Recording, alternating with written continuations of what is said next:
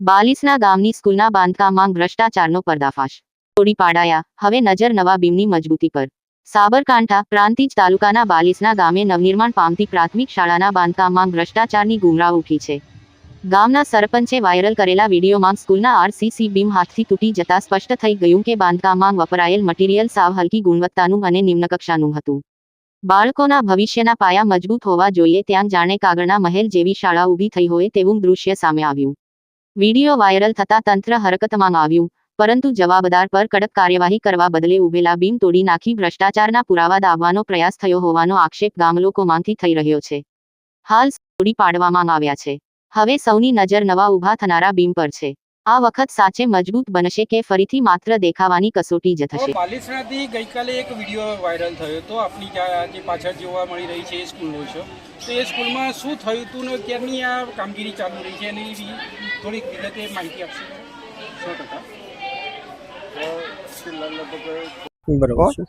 એટલે પછી આ તો જોઈને ખાલી એમ ઓમ કર્યું એટલે તે બધું જાણે રખ્યા ખરી પડ્યું. એટલે પછી મને એમ થયું કે ચાલો તો 3 માળનું આખું બિલ્ડિંગ બને છે. એટલે આમાં સિમેન્ટ નાખ્યું છે કે નથી નાખ્યું એ જ મેં પહેલા તો મોટો પ્રશ્ન થાય છે. સિમેન્ટ તો ઠીક છે પણ રખ્યા હોય મને તો લાગ્યું. રખ્યા હોય એવું લાગે છે. એવું લાગ્યું. એવું એકદમ આમ ભૂકો થઈ જાય છે. ભૂકો થઈ જાય. બરોબર છે. અને એ નહીં ઉભા તો બતાવો આ બીમ તોડેલા. આ બીમ તોડેલા આ બીમ તોડેલા છે. એનો જ ભૂકો જાય રહ્યો બધો. તે લગભગ 16-17 બીમ તો ભરેલા જ હતા, બધા તોડી કાઢ્યા છે. હા હા. હવે 2-3 બાકી છે. એટલે આ જે બાકીના આગળના જે તોડવાના બાકી છે એ પણ આ જ મટીરિયલમાંથી બનાવેલું? આ જ મટીરિયલ કાલે ખુલાસો કરી બધા તોડી કાઢી. તો પછી એ વિશે કોઈ વિશ્વાસ મૂકી શકાય કે આજે નીચે જે પાયાનું જે કામગીરી થઈ ગઈ અત્યાર સુધીમાં એ આવીને આવી થઈ હશે કે એમાં કઈ વિશ્વાસ રાખી શકાય? એ એક મોટો પ્રશ્ન છે. એ વિશે આ પ્રશ્ન બહુ મોટો ભયંકર પ્રશ્ન છે. પણ આ માટે હું આ લોકોને તોડી અને હું અહીં હવે જે તે તાલુકા પંચાયત કે જે તે કયા ફંડમાંની કયા વિભાગમાંની કઈ યોજનામાંની આ સ્કૂલ આપી છે, કયા અધિકારી લાગે વર્ગ છે, એમનું હું ધ્યાન દોડીશ.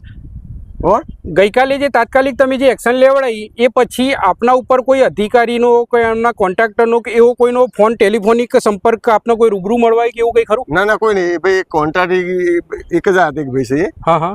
એમને પછી હું કહ્યું કે ભાઈ તમે કોણ કરો, આ તો કદાચ એક સામાન્ય ભૂકંપજી વસ્તુ આવી જાય અને 700 થી 800 છોકરો અત્યારે ભણશે. ભૂકંપની તો આપણે વાત કરીએ સરપંચ સાહેબ તો પાછળથી વાત થાય, પણ એ છતાંય આપ જે જણાવી રહ્યા છો કે 3 માળનું બિલ્ડિંગ બની રહ્યું છે અને સાહેબે પણ કીધું કે નીચે પેલો હોલ છે, પછી ઉપર 4 રૂમ છે ને એના ઉપર 4 રૂમ છે. બરોબર છે. એટલે નોર્મલી આમ જોવા જઈએ તો 3 માળનું છે એ પેલું આરસીસી નું કામ થશે.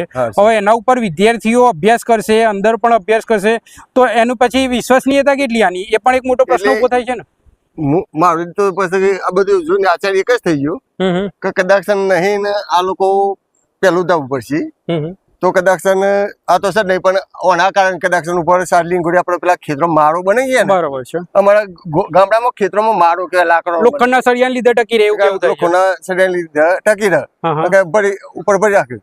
પણ જ્યાં 700-800 બાળકો જયારે ઉપર હોય, શિક્ષકો ઉપર હોય અને કદાચ વજન આવી ગયો વસંતાનું તો એ વખતે ધરાશે થઈ જાય. બરોબર. અને એના અનુસાર મને વસંતાનું એમ થયું કે ચાલુ આ મારા ગામની તકલીફ શું થઈ. મારા ગામમાં આજે કેટલા બાળકો એના માતા પિતા એના બાળકોનો વિશ્વાસ રાખીને અને એ વખત આજે મારું ગામ આખો સમાજ એ તો નહીં પણ આજુબાજુનું પબ્લિક નું જે હૈયારુદન થતું હોય પણ એમાંથી કશું વરણ આવી જાય, કશું ના વળે દિવસ. અને જે દિવસે જે ઘટના ઘટવાની છે એ પછી તો જે આપના ઉપર જે દોષનો ટોપલો આવે એ તો ના જવાબ આપી શકીએ કે ના સહન કરી શકીએ એ પરિસ્થિતિ ઉભી થાય. પછી મને એમ થયું કે ચાલુ સરકાર શ્રી આટલા બધા પૈસા ખર્ચે આટલું બધું કામ કરાવે છે પણ આવા જ કોમ હું અત્યારે આ સરકાર નો જોયો કે પુલ તૂટ્યા, બિલ્ડરો તૂટી, ઓમ થયું તેમ થયું, આ કોન્ટ્રાક્ટરના પ્રતાપો બધું થયું.